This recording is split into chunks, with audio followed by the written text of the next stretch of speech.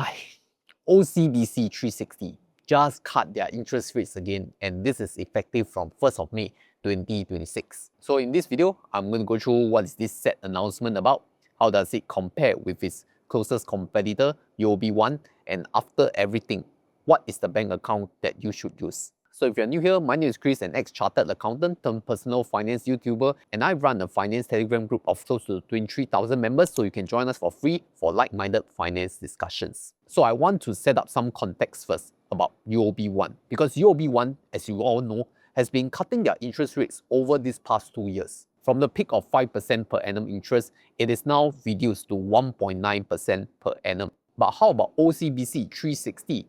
I remember that it has been holding its 2.45% interest for quite a while now, but from 1st of May 2026, it's going to be cut to 1.95% if you fulfill the 3 criteria, which is salary, save, and spend. And to be clear, it is 1.95% on the first $100,000 of cash savings only.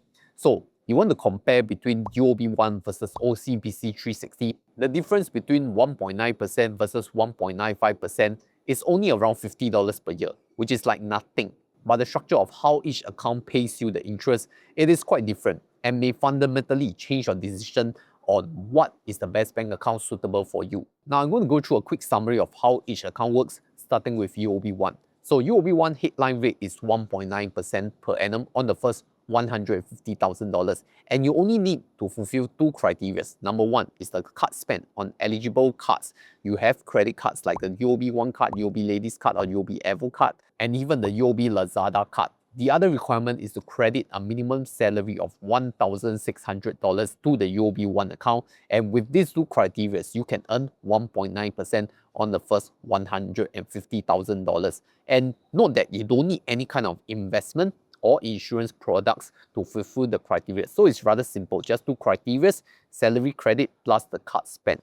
How about OCBC 360 from 1st of May onwards? Firstly, the base interest is still at 0.05%, but the salary has some changes. So it will be 1% on the first 75K and 2% on the next 25K, which sums up to an effective rate of 1.25% for the first 100K. For the salary credit, you need to credit via a company account and $1,800 per month. For the save criteria, it will be 0.4% on the first 100K, and that requires you to have a fresh ADB increment of at least $500 per month. So you need to make sure you increase at least $500 average daily balance or monthly average balance every month. OCBC also has a spend criteria of $500 on selected OCBC credit cards. So if you hit all these 3 criteria, you will get an effective 1.95% on the first $100,000, which is 0.05% more than UOB One account effectively.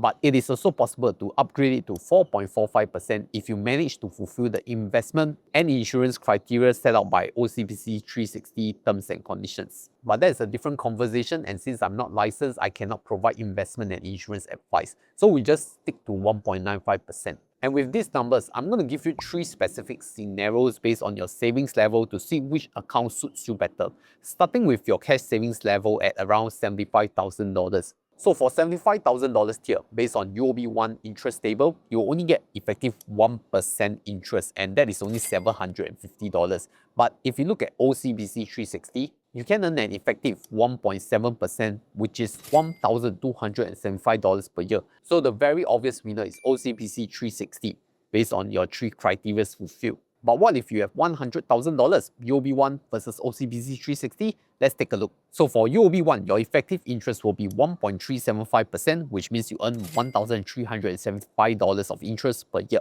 But for OCBC 360, you will earn that effective 1.95%, which means $1,950. So in the 100,000 tier case, OCBC 360 still is an obvious winner.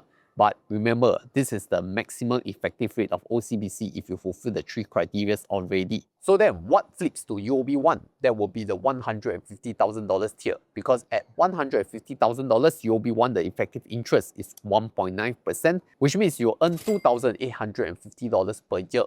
Whereas for OCBC 360, the effective interest caps at 1.95% at 100k. So the remaining 50k is earning almost nothing. And let's be realistic about OCBC, your interest probably won't cap at 1.95% every month, because you remember you have to do $500 fresh increments every month. So there's some leakage because of this. Therefore, at $150,000 tier, UOB One is a clear winner, and that's where OCBC will lose. So if you want to summarize the numbers and data, I would say that anything 100k and below, OCBC is likely to win. Anything above 100k and especially near 150k, UOB One will be a significant winner.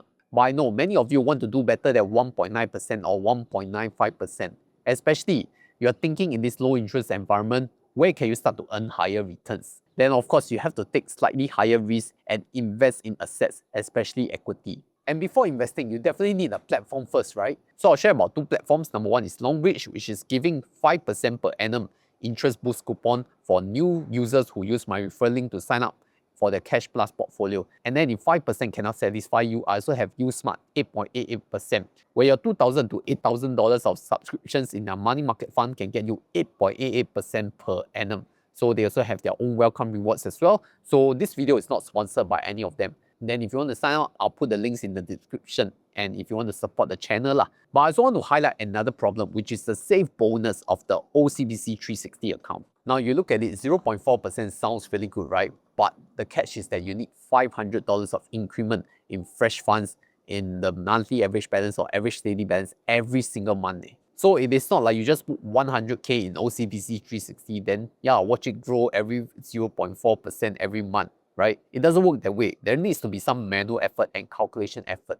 And for example, that month you need to suddenly spend a big ticket amount of money. You want to go travel, you want to buy electronics, or you want to buy furniture, all these big ticket items. Suddenly you have to draw from your OCBC 360 account. Then you realize, hey, I don't qualify for the save bonus anymore. And if you use this OCBC 360 account as a spending account, then one day you will miss the bonus lah. You have to be realistic about it. And you realize UOB One doesn't have this requirement. So you can just lump sum that 150k in cash, and then you just forget about it. Just spend on your card and get that salary credit. So if you really think about it, that 1.95% in OCBC 360 versus that 1.9% UOB One isn't a big difference. But the very big difference is the manual effort involved in the calculation, plus the manual effort to actually track your save bonus to make sure you fulfill it. Okay, that is a game changer. Of course, I have to be transparent that if you are under 100k, most likely every month salary goes in, you definitely can hit the save bonus, right? Because once you hit above 100k, then your effective interest kind of fluctuate below 1.95%. So who should pick which account? I feel that if you really want simplicity, just go for UOB One account, right? You just need to do your card spend, do your salary credit, and you're good. You don't need to care about other criteria like the save bonus, okay, which is quite tedious, quite manual effort. And if you likely have more than $100,000 in cash, UOB One is a very good solution because it caps at 150k, unlike OCBC 360. Now, who should then pick OCBC 360? Number one are the people with the balance below 100k, and they can fulfill that save bonus every month diligently. Because like I said previously, if you have less than 100k, every month your salary comes in, most likely you will hit above $500, right? And the other criteria for OCBC 360 is that you don't have big fluctuations, like you are not drawing down the spending amount from this savings account, so that you can keep that balance very stable and increasing by 500 every month. The other group which is more suitable for OCBC 360 are the people who can fulfill the investment criteria and the insurance criteria.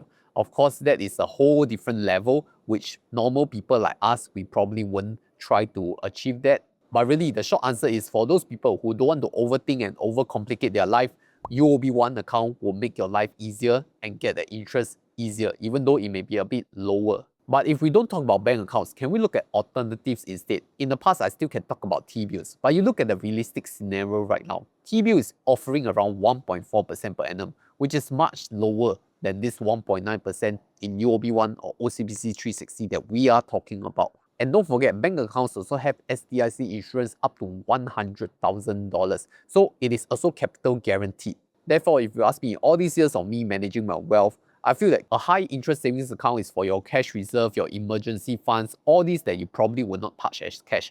But if you put a lot of your money in all these high interest savings account, especially in the low interest environment, you're not going to build wealth. But I know that many of you on my channel are still interested in cash strategies and where better to park your cash. So comment cash +1 and I'll do a separate update of my Q2 cash strategy so you can look at the better options. So if you really want to look at how to maximize your wealth, there's an entirely different topic on investing and how to get started on investing. I already made a video on how to invest for beginners in Singapore, so you can check it out in the video right here.